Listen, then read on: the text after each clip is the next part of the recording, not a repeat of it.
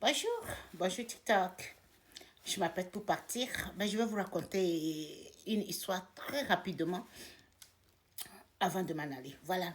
Donc hier, j'ai vécu une scène euh, vraiment qui m'a fait travailler la nuit. Donc je dis, ah, mais c'est comme ça. Pour une petite erreur seulement, pour une petite erreur, et le pire devait arriver. Nous avions su éviter le pire. Voilà. Je vous raconte la scène rapidement. Et j'étais dans un supermarché hier pour faire des petites empreintes. Et vous saviez, les grands paniers roulants là, comme des cartes roulants. Ici, on s'appelle ça shopping cart. Les grands paniers à trucs là. C'est-à-dire que c'est ce que vous traînez là avec vous dans les supermarchés. Voilà, donc j'étais partie pour prendre un de ces trucs-là.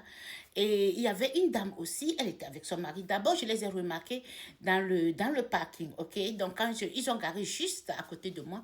Quand je sortais, le monsieur était sorti, il attendait la dame, et la dame était sortie, donc ils se sont pris les mains, ils marchaient, et moi, j'étais juste derrière. Parce que, pourquoi je les ai remarqués? Parce que le monsieur m'a dit bonjour. Le monsieur m'a dit, il a dit, oh, bonjour, grande dame. Je dis, merci, bonjour à vous aussi. Et il a continué, il a dit quelque chose, il a dit que vous êtes belle. J'ai dit, merci, vous êtes beau aussi et votre dame. Donc, c'est comme ça, on a conversé. Voilà pourquoi je les ai remarqués. Donc, quand on est parti, on est rentré dans le store ensemble. On est rentrés tous ensemble. Alors, quand on est parti, je voulais prendre le shopping car là. Et vous voyez, des fois, quand on les met ensemble, ça colle. C'est difficile de les départager, non? Donc, j'étais là, la dame était arrivée avant. Donc, elle tirait. Le monsieur attendait. Donc, la dame a tiré le shopping cart quand je suis arrivée derrière elle. Alors, elle m'a regardé. Elle m'a dit que vraiment que les trucs là. Donc, à deux, on a pu tirer ça et ça s'est partagé. Ça s'est départagé. Voilà. Donc, nous avions commencé. Donc, le monsieur, elle a avancé et j'étais juste derrière eux. Donc, quand elle est arrivée à son monsieur, ils se sont, les deux ont mis la main sur la carte. Donc, les deux roulaient le truc ensemble. Et moi, j'étais juste derrière eux. Parce que, bon, voilà, donc c'est ça, je ne veux pas bousculer, je ne veux pas aller les dépasser. Donc, comme on a rentré ensemble, bon, j'étais juste derrière eux, je marchais. Je dis, bon, quand on va arriver à l'allée où moi je vais, je prends ma voie. Mais tout d'un coup, j'ai remarqué quelque chose. J'ai remarqué que et la dame, elle a élevé la voix quelque part. Ils discutaient ensemble, non? Et entre-temps, la dame, elle a élevé la voix. Elle a dit, I am tired, qui veut dire, je suis fatiguée. Alors, le monsieur a répondu à la dame, le monsieur a dit à la dame, non, ça dit, il te faudra seulement d'être un peu gentil et tu vas comprendre ce que tu veux dire. Tu évites de m'écouter et voilà pourquoi tu cries chaque fois que je suis fatiguée. Alors, la dame, elle a oublié qu'ils étaient dans un supermarché. La dame, elle a élevé la voix cette fois-ci. Elle a dit, je suis fatiguée. Tu ne comprends pas ça que je suis fatiguée et à haute voix. Donc, les gens, tous ceux qui étaient là, les gens pouvaient écouter. Donc, tous ceux qui passaient, dépassaient, se sont retournés pour regarder. Moi, j'étais encore derrière. J'étais maintenant curieuse et je veux voir ce qui se passe avec ce beau couple que j'ai rencontré. Donc, voilà. Donc, j'étais derrière le monsieur. Lui aussi, il s'est battu. Le monsieur, entre-temps, il a dit, eh oui, mais tu vas arrêter ça. Comme je t'ai expliqué, c'est simple la situation. Il suffit seulement que tu sois un peu plus gentille et que tu m'écoutes un peu. Tu vas comprendre que il n'y a pas tout. C'est parce que tu refuses de m'écouter. Voilà pourquoi chaque fois que je te parle de ce sujet, tu me dis souvent que tu es fatigué. Ben, il faut qu'on fasse face à ceci. On ne va pas négliger ça quand même. Alors, là, le monsieur, il a aussi élevé un peu le voix. Et la dame, maintenant, cette fois-ci, il a énervé la dame. La dame, maintenant, cette fois-ci, elle a crié très fort et elle a dit, tu comprends ça, je suis fatiguée et je ne veux pas que tu me parles. Ne me parle pas de cette histoire parce que là, je sors. Alors là, et quand elle a dit ça, elle a dévancé le monsieur. Elle a laissé la carte, elle a dévancé le monsieur. Elle a commencé par marcher. Alors le monsieur, il s'est tourné, je pense qu'il savait que j'étais derrière toujours. Il s'est tourné et il m'a demandé, il m'a posé la question à savoir. Il m'a posé la question, il me demande, est-ce que c'est souvent comme ça avec toutes les femmes ou bien c'est la mienne qui est compliquée? C'est une histoire qu'on a il y a 2 jours. On doit faire face à ceci. Madame refuse complètement qu'on parle de ceci. Et chaque fois que je vois que maintenant on est dans le supermarché, on est tranquille, je pense que c'est quelque chose qu'on devait parler ensemble ici, mais c'est comme si elle ne veut même pas aborder le sujet. Alors j'ai tourné Et j'ai dit au monsieur, je lui ai dit que non. Vous n'avez pas bien écouté la femme. Des fois, il faut écouter la dame. Vous ne l'avez pas bien écouté. Moi, je l'ai écouté. La femme ne refuse pas. Elle ne dit pas qu'elle ne veut pas aborder le sujet avec vous. Elle veut bel et bien aborder le sujet. Mais elle te dit que je suis fatiguée. Tout simplement, ce qui veut dire que donne-moi le temps. Nous allons parler de ceci. Ben, donne-moi le temps. OK? Bon, voilà. Donc, ce que je vais te demander de faire, laisse-lui le temps.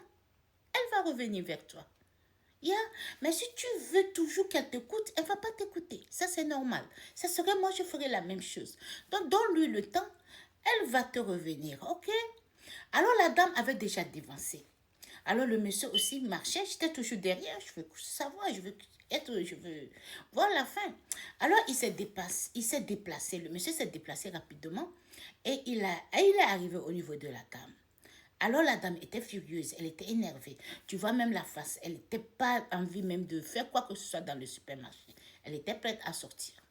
Alors le monsieur, il a avancé vers elle et qu'est-ce qu'il a fait? Il est juste parti la serrer. Il est juste parti lui tendre la main, la dame a pris ses mains et ils se sont serrés très fortement dans le supermarché, très fortement. Et j'étais là, je regardais. J'étais derrière eux et je regardais. Quand le monsieur a fini de serrer la dame, il lui a maintenant donné un baiser sur la bouche et un baiser qui a pris peut-être 2 minutes comme ça. Et après le baiser, la dame s'est levée, elle a regardé ce monsieur, elle a souri à ce monsieur et ils se sont pris de nouveau dans les mains. La dame a regardé et je l'ai souri, elle a souri. Ça m'a fait bien au cœur parce que le monsieur était vraiment patient. La manière dont il a pris sa femme et la façon dont il a tout de suite ramené la paix, hein, ramené la joie. Et quand il a fait ça, ils ont commencé par causer ensemble. Ils ont commencé par causer, Uriel et tout ça. Et là, avant de partir, j'étais maintenant arrivée à l'allée où je cherchais mes trucs avant de partir. Et j'ai demandé, et j'ai dit que, oh, donc on se revoit très bientôt. Et la dame a dit, ouais, on est là juste pour des petits trucs. Je dis, bon, je suis là juste pour des petits trucs. Et je dis que je vais profiter de l'occasion pour dire merci à ton mari parce qu'il a été vraiment patient. Il a été vraiment patient et il a prouvé qu'il est patient. Et la dame a dit, ah ouais, le type, il me fatigue chaque fois. Je dis, ils nous ont toujours fatigués. Ils nous ont toujours fatigués. Mais c'est qu'ils ne comprennent pas que quand on ne veut pas parler, on ne veut pas parler. Quand nous ne voulons pas parler, on ne peut pas parler. Donc, le monsieur a été un monsieur très humble.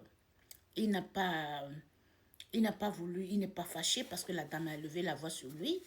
Il ne s'est pas énervé parce que c'était dans un supermarché.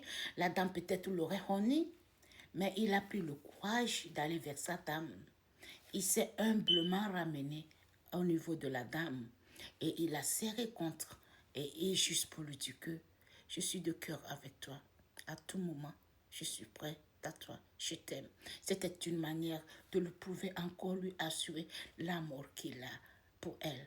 Imaginez quand ça fait comme ça. Et la dame peut-être quittait le supermarché. Elle allait partir. Et quand elle va à la maison, quand lui va arriver, il serait fâché parce que la dame le laissait. Et qu'est-ce qui va se passer? Ça peut engendrer une séparation. Donc c'est très important dans un couple que des fois, qu'on se rabaisse un peu. Il faut se rabaisser un peu. Il y a de ces messieurs qui pensent qu'ils sont trop... Ils veulent pas. Ils ne veulent pas pour eux. T'as dit se rabaisser à sa femme, c'est s'humilier. C'est le manque de vivre.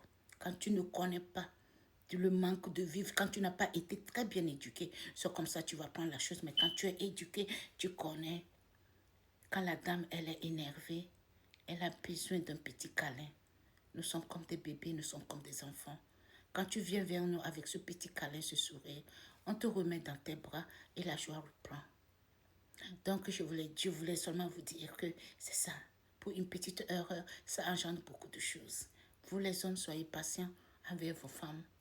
Essayez de les écouter. Quand elle ne veut pas parler, elle ne veut pas parler. Ne forcez pas cette dame à parler.